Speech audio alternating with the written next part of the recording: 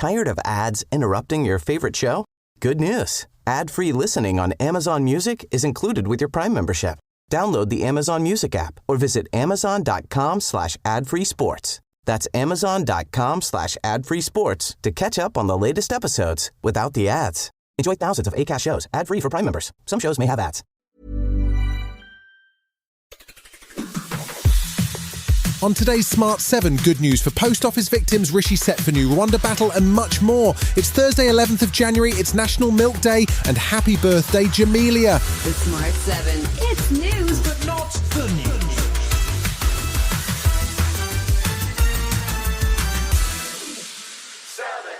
The government finally moved to clear those wrongfully convicted in the post office IT scandal on Wednesday. There are over 900 convictions linked to the scandal, which happened over a 16-year period, and only 93 of those have been overturned so far. The official inquiry has been ongoing since 2021, and some compensation has been paid, but the legal system currently requires each case to be appealed separately. After the ITV drama, Mr Bates versus the Post Office, the public outcry over the issue finally drove the government to action, and Rishi was busy announcing the breakthrough in the Commons on Wednesday. Today I can announce that we will introduce new primary legislation to make sure that those convicted as a result of the Horizon scandal are swiftly exonerated and compensated. The new law will see additional compensation paid along with the overturning of the cases, and the Scottish Government announced a similar initiative. Legal experts and the sub-postmaster who started it all, Alan Bates, were still warning that the devil is in the detail and urging the government to continue to move swiftly. Stephen Flynn of the SNP used Prime Minister's question time to ask why it is that it takes so long for government action on the many scandals. The reality is that when the public come knocking on the doors of this here chamber seeking justice, the government only ever answers when they have no options left.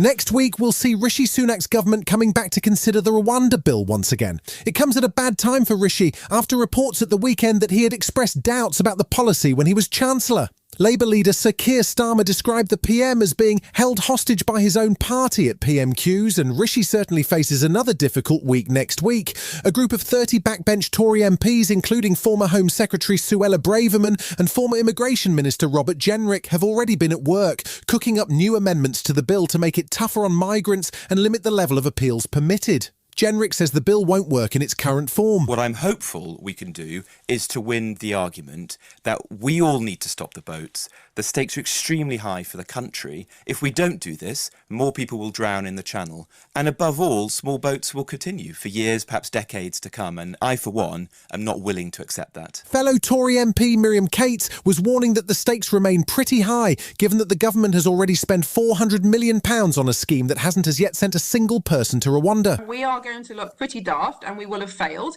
if we go into the next election and this third attempt at producing legislation has not stopped the boats. That is the biggest threat to the Conservative Party and the country as a whole.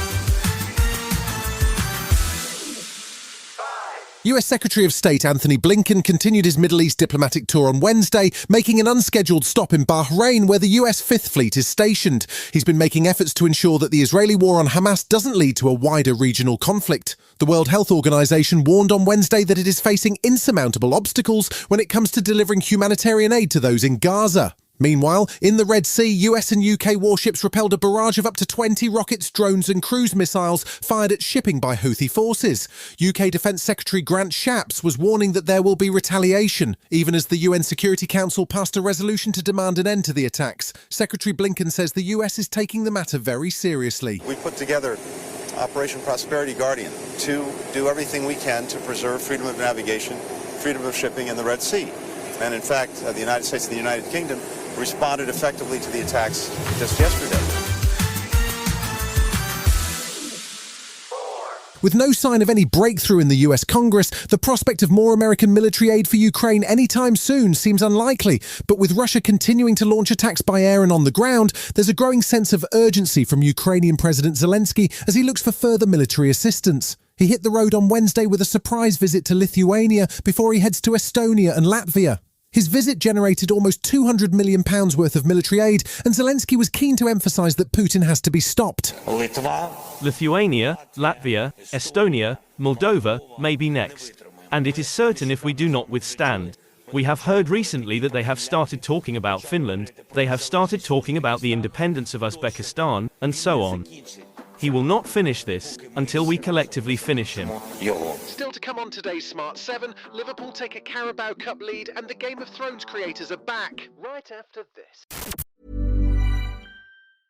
Tired of ads interrupting your gripping investigations? Good news. Ad-free listening on Amazon Music is included with your Prime membership. Ads shouldn't be the scariest thing about true crime. Just head to amazon.com/ad-free true crime to catch up on the latest episodes without the ads. Enjoy thousands of Acast shows ad-free for Prime subscribers. Some shows may have ads.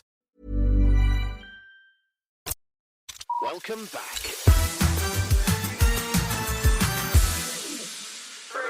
Wednesday night saw the second of the Carabao Cup semi-final first legs. Fulham travelled to take on Liverpool and they took an early lead, but Liverpool responded in the second half with 2 goals in 3 minutes from Curtis Jones and Cody Gakpo. The game finished 2-1 and Liverpool head to London at the end of the month with a slim advantage, but Fulham manager Marco Silva says the second leg at home will be a different story. We should have scored another goal at least, and of course it's going to be different, but it's what it is. It's a top level of football. We are here fighting for it, and of course at home with our fans behind us, it's going to be a great night for Fulham Football Club, and we are doing for sure our best to play the finals as well.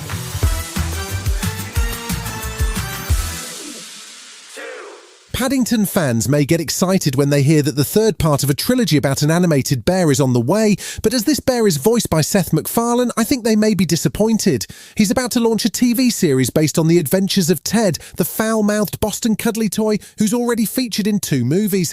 The Ted TV show is a prequel to the movies, and all 8 episodes drop today on Peacock and hit Sky soon. MacFarlane says streaming the show was the only way to let Ted be Ted. More than anything, it's about language. It's like guys from Boston swear a lot. They just do. And if you can't do that, it just doesn't feel real. You get into the thing that you hear on network crime shows where you're just like, that guy's just a bag of dirt. It's like, well, come on, no one says that. No one talks like that.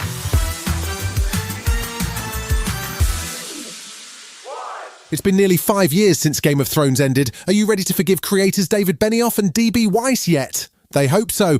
They're back with a new science fiction thriller series alongside Alexander Wu, and the first of 8 episodes hits Netflix in March. It's called The 3-Body Problem, and it's based on the best-selling trilogy of the same name. And it even has Game of Thrones favourite Liam Cunningham in it. Just don't mention Jon Snow.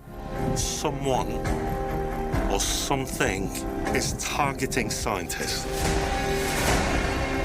They're going after our best and brightest.